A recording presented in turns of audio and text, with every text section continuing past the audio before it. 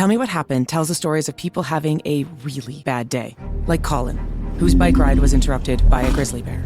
He gave a little shake to sink his teeth in and then started carrying me down the logging road. In his case, a really, really bad day. What he was doing was eating me alive. But we also tell the stories of people who step in to help. If those loggers weren't there, I would have died for sure. Listen to the true stories of people who choose to save a stranger on Tell Me What Happened, an original podcast by OnStar.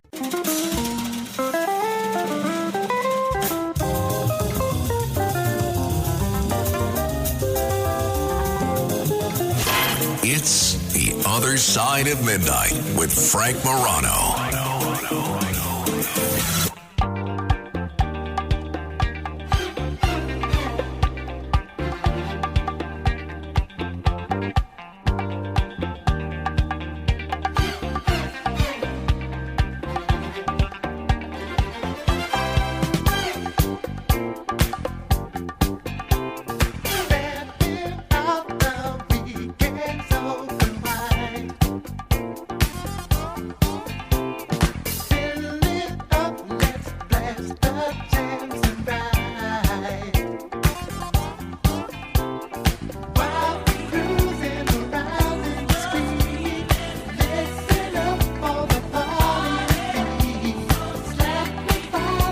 This is Stomp by the Brothers Johnson, which is a bumper music request from our listener of the week, Deborah Ceresi. Speaking of Deborahs, we are joined by one of my favorite Debbies. She does politics, she does movies, she does it all, but not on the Sabbath. Very, very pleased to welcome pundit, attorney, analyst of all things, Debbie Schlussel, who we are very, very lucky to have access to as a film critic. Hello there, Debbie. Hi, good morning. Morning. I heard you had a little bit of a cold this week. How are you feeling? I did. Well, I'm getting better. All right. Well, that's a step in the right direction. All right. Before we get to the movies and the Oscar nominations, which I do want to ask you about in a second, we saw an interesting, a lot of news about pardons this week.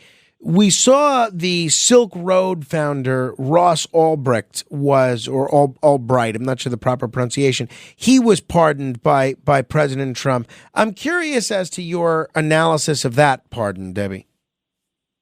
Well, that one I'm not as troubled by as the pardon of the violent January 6th protesters or rioters or whatever they were, the ones that were attacking the police, the ones that went into the Capitol and maybe weren't supposed to be there or what have you. I have no problem with those people being pardoned, and that's the vast majority of the January 6ers. But the ones that violently attack police, that bothers me.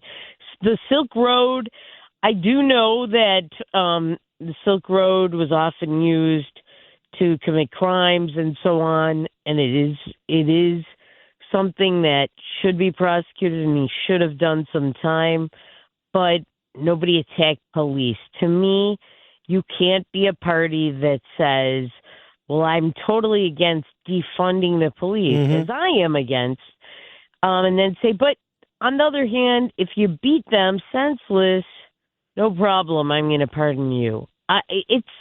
It does not make sense. It's ridiculous. And I think he showed an absolute lack of nuance doing that. Yeah, I agree with you, by the way, 100%. At 30 minutes after the hour, this is The Other Side of Midnight.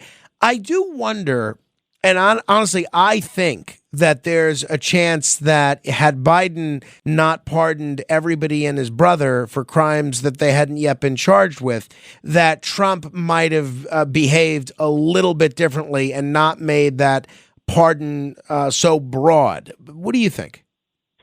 So, I've heard people say that. Listen, I think Joe Biden did a lot of things wrong, and he promised us the entire time he wasn't going to pardon his son Hunter when we all knew he was going to, because what parent would not do that?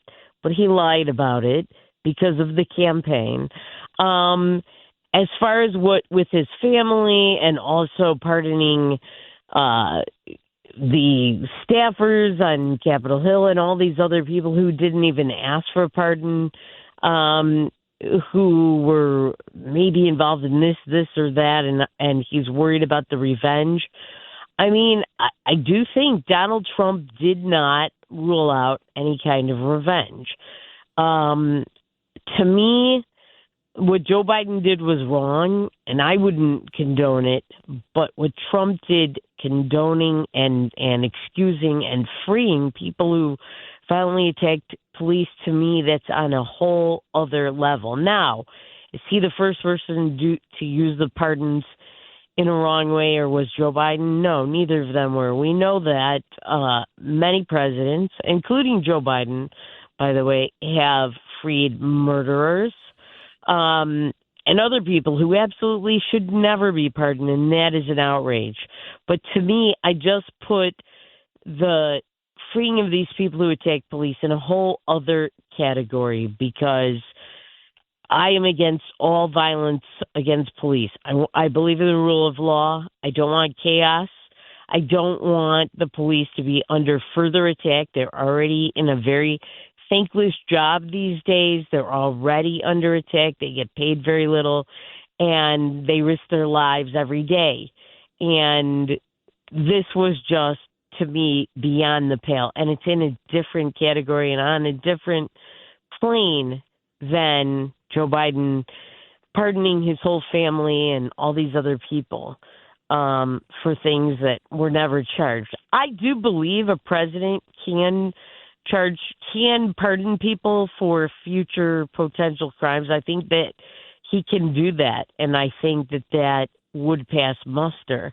Should he have done it? No.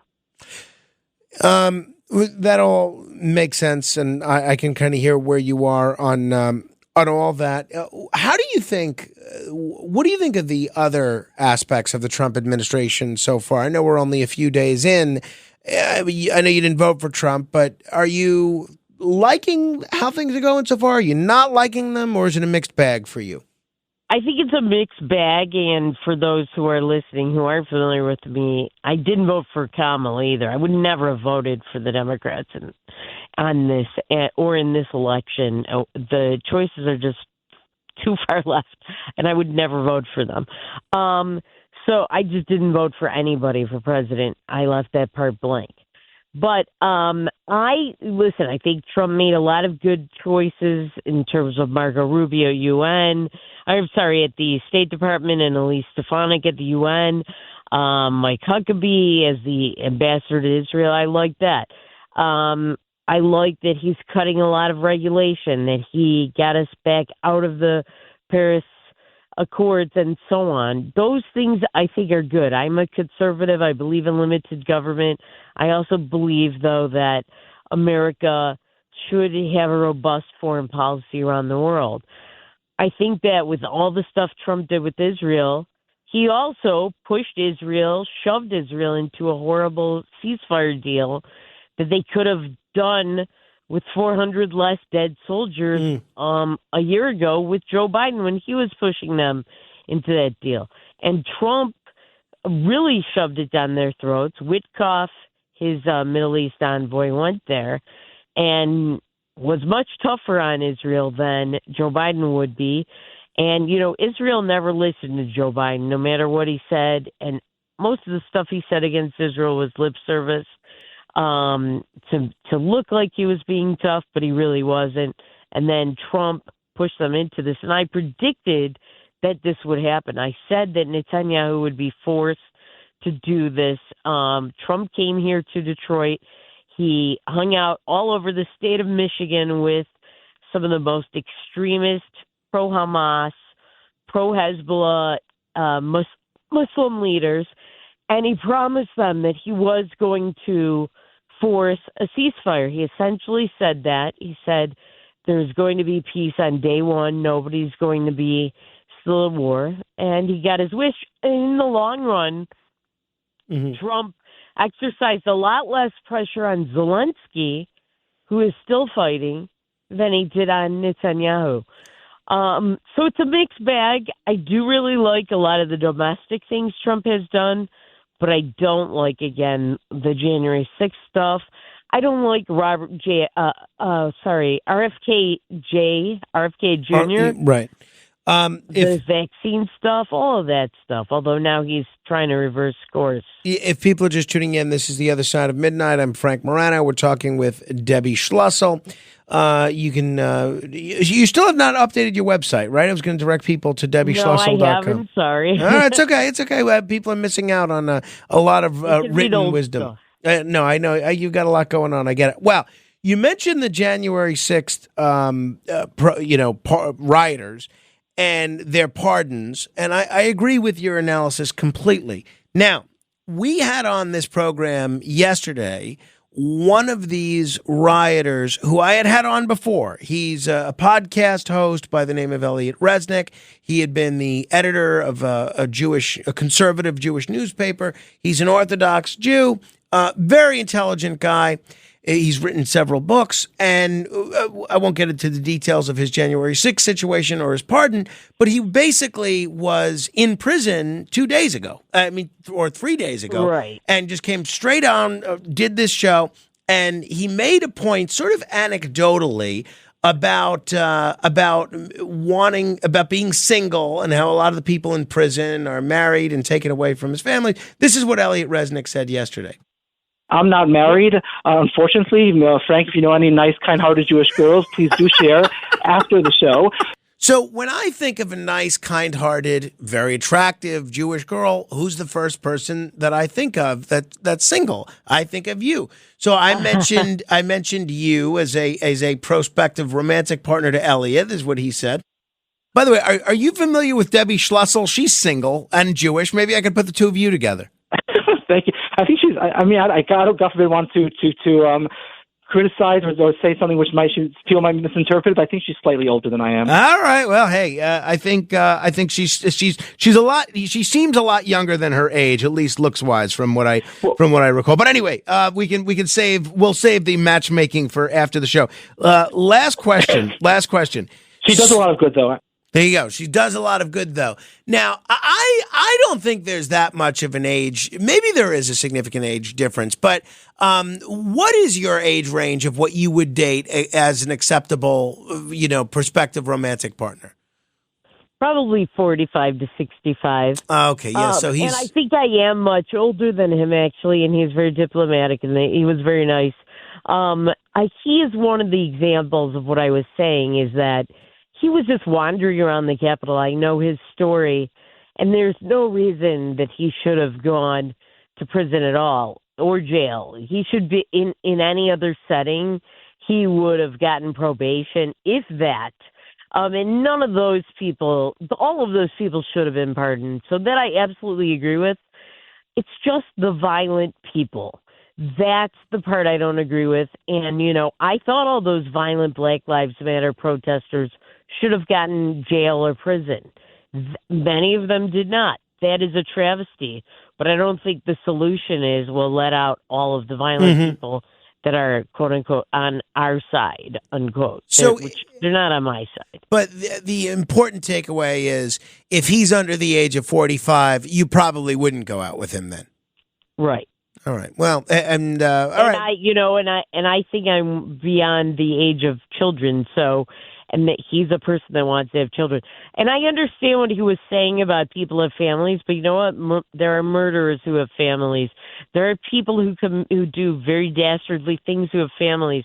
And to me, if they're violent, they still should be in prison. And their families should be separated from Well, he them. was making a broader point about other people that are in prison that maybe shouldn't be, but we'll save that for another day. All right. Let's talk movies. A very interesting movie week because we had the Oscar nominations come out. I have not seen any of the films. Before we talk movies, though, you're up on a few of the Netflix TV shows that are out. There's one, I think it's a documentary or maybe a documentary series about Jerry Springer. I find Jerry Springer to be a pretty fascinating guy. I got to interview him a number of times. I loved all of our interviews. I'm curious what your take was on this Jerry Springer show on Netflix. So, when it was the early 2000s, I was on Politically Incorrect with him. and he was actually a very, very nice guy. And I said something about how certain TV shows and aspects of culture make America and the world a worse place. And I said, like your show, Jerry. And my dad was upset with me that I said that to him on the show. And, I felt a little bad about it afterwards because he was a nice guy. He at that time, it was around the time of the Jewish New Year. He wished me Happy New Year, and I wished him as well. He was a decent guy. And I actually really never believed he believed in any of this show. I think he was just doing it for money, which was actually the point of this series on Netflix. But when I watched this series, it reminded me how horrible this show was. And I even had no idea some of the more horrible things they did on this show, or I forgot about them, like bestiality and things like that really dumbed America down and defined deviancy down in America. And listen, Oprah should not have gotten away with this because she had a lot of horrible stuff on her show, but she pretended to be highbrow about it. And Jerry Springer was doing the exact same thing, but pulled no punches about it and had no pretense. So for that, I forgive him, or I give him credit. But really, the show was horrible. I don't feel bad for saying what I said to him on TV after watching this. One thing I think they kind of didn't really mention or played down is that a lot of the stuff on the show was totally fake. At the time the show was on, I was in grad school at the University of Wisconsin in Madison. There were a lot of students that I knew undergrads who wanted a free weekend in Chicago in a hotel suite. And they would pretend to be a boyfriend and girlfriend and so on. I knew a brother and sister that did this and went on Jerry Springer. So a lot of it was fake, and they played that down. But the horrible aspect of it and the soullessness and how he basically sold his soul for money and didn't care what it did to America and society, I think that part, it does hit the nail on the head. I'm not sure I needed 2.5 hours to see it, but, I think it was an interesting documentary in that aspect of it. Mm-hmm. You probably could have done a better one. Well, thank you. I appreciate that. I may still check it out based on your description. All right, tell me about Missing You. I've heard about this. There's a lot of buzz about this show. It has to do with a detective who discovers a missing fiancé on a dating app years after he disappeared. What do you think of this show? So I actually enjoyed this. This is one of several Harlan Coben series that for some reason are made in Great Britain, in England, and with all English actors, which is weird to me because Harlan Coben's from New Jersey, and his novels, many of which I've read, take place largely in the United States. But still, it actually was very good. It didn't really matter where it took place. And I don't want to give away what's really going on, which you kind of learn, I would say halfway through, but she also has a father who was a detective who died, and she's trying to find out why he was killed, why he was assassinated, and so on. And so there are a number of things going on in this, but I thought it was interesting. I thought it was very timely. That's one of the things with Harlan Coben is that his thrillers, they are thrilling, and they have twists that are taken out of modern day technology and the news, and they're very contemporary. And so I do appreciate that about them. I enjoyed this one. It's only 5 episodes, and they go by fairly quickly. So it's almost like watching 2 movies. Also on the Netflix front, there's a lot of buzz about this Swedish crime drama called The Breakthrough. What's the story here? So this is another one I enjoyed because it's also contemporary. It's about a murder, a double murder actually, of a little boy, and then also the woman that tries to stop the murder, and they don't know why or who or anything about it, and it takes years, and it's about this detective who basically lets everything in his life go because he's so obsessed with this, but they have no leads, and everything turns up dead until technology actually helps break through, and that's the thus the title.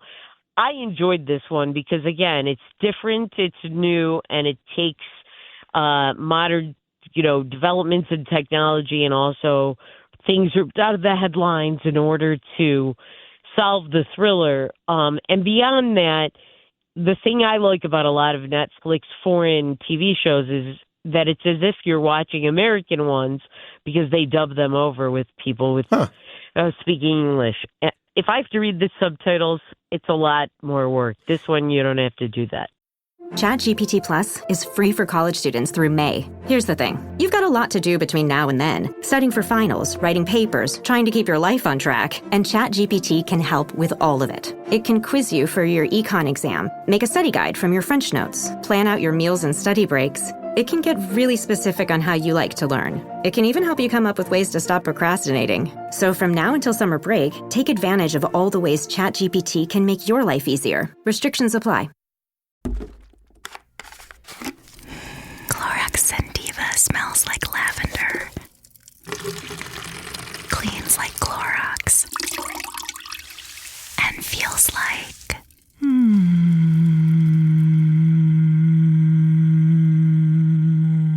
All right, that could go on for a while. Experience the long-lasting freshness of Clorox Sentiva. Available in Clorox Sentiva Lavender Scented Bleach.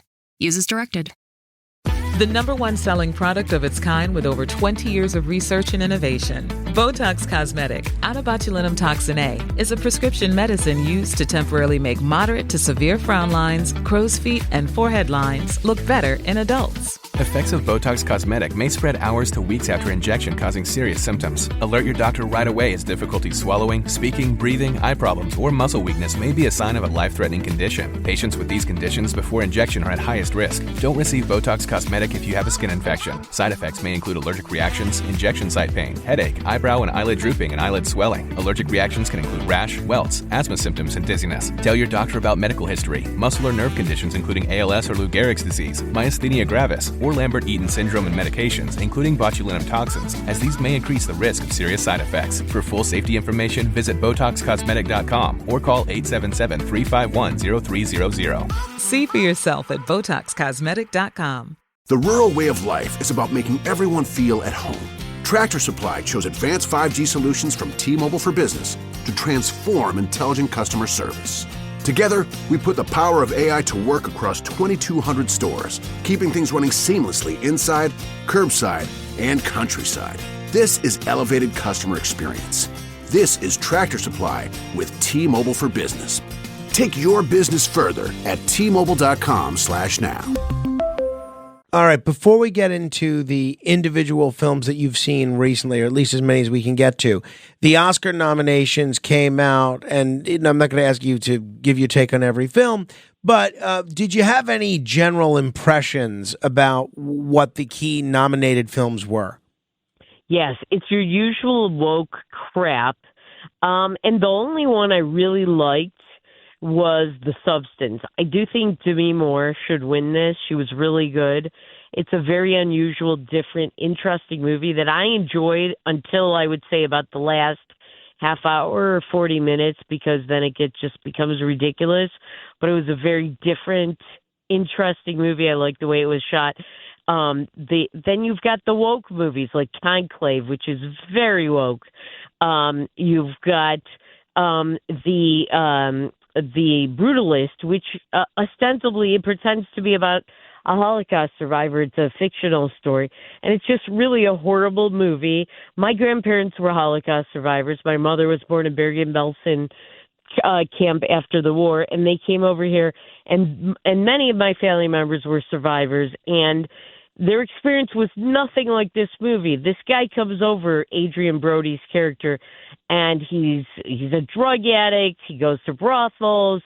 He gets raped by his unappreciative boss who works him hard. It's a long, boring, silly, stupid movie.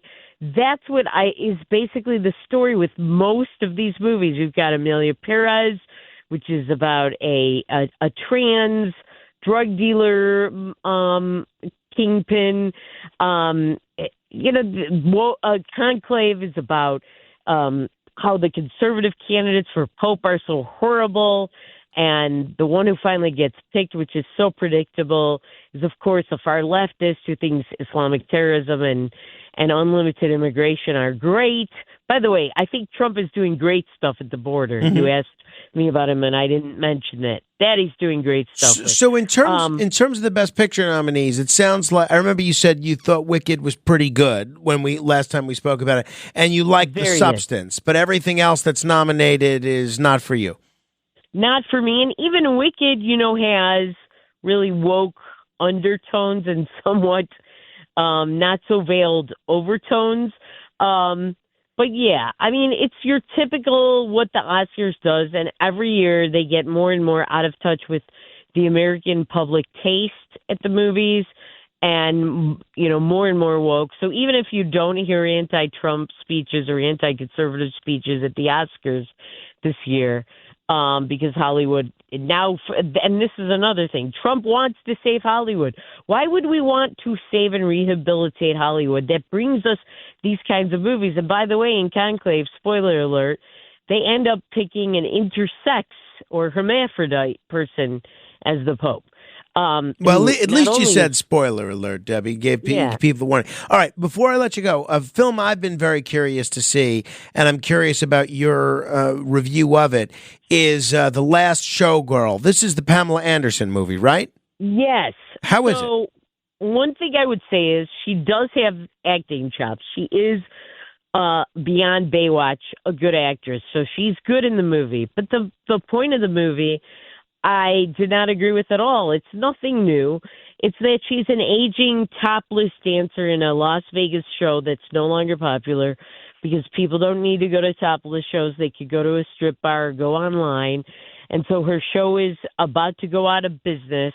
And she's old, and she can't get jobs in younger kinds of shows because she's old. So this is news to me that I'm supposed to feel bad that somebody who uses their body for a living and is old can no longer do it, and now they have to get a real job. And by the way, she also neglected her daughter, who ended up being raised by someone else because being a topless dancer was more important. I don't think I should feel sorry for somebody like this, but that's the theme of the movie. You're supposed to feel sorry for her and Jamie Lee Curtis, who also did this for a living, because now they're too old to do it. But that's what happens when you use your body for a living. So I don't feel bad. But so aside from the moral judgments about the characters in the film, is it a film that's enjoyable, though? You said she's good in it, but is the film itself enjoyable? I mean, it's okay. I think the person who's really, really good in it is Dave Bautista, because he showed in this movie that he can be somebody beyond a former WWE wrestler and an action hero. He's good in it. Gotcha. Is it entertaining? It's okay. It's very slow. Not a lot happens in it, and there's a lot of drama in it that I didn't need, like melodrama, overwrought, and pointless. So, Debbie, if you're going to give folks one recommendation of something to watch this weekend, what are you recommending? So I do like Ad Vitam, which is an action movie on Netflix. It's French, but it's dubbed with American voices and accents, and English. I also like those two shows we mentioned. At the movie theater, I also like this movie Inheritance, which was decent, about this woman whose estranged father comes to her mother's funeral and tells her he's got this financial opportunity for her. Which film is that again? Tell me that one again. It's called Inheritance. It's an art house movie. Presence was not so good. That was it's supposed to be a ghosted house thriller that I thought was awful. I did like these two smaller romantic movies. One was called Marked Men, and then the other one was called Wish You Were Here. Those are better for teens and 20s and 30s, maybe. And Debbie, got to end it there. I'm way late. Okay. Let's talk again soon. Have a great weekend. Good luck with the continued recovery from your cold. If you change your mind about Elliot Resnick, let me know. Tell him I said thanks. I will. Debbie Schlussel. This is The Other Side of Midnight. Conspiracy of the Day. Straight ahead.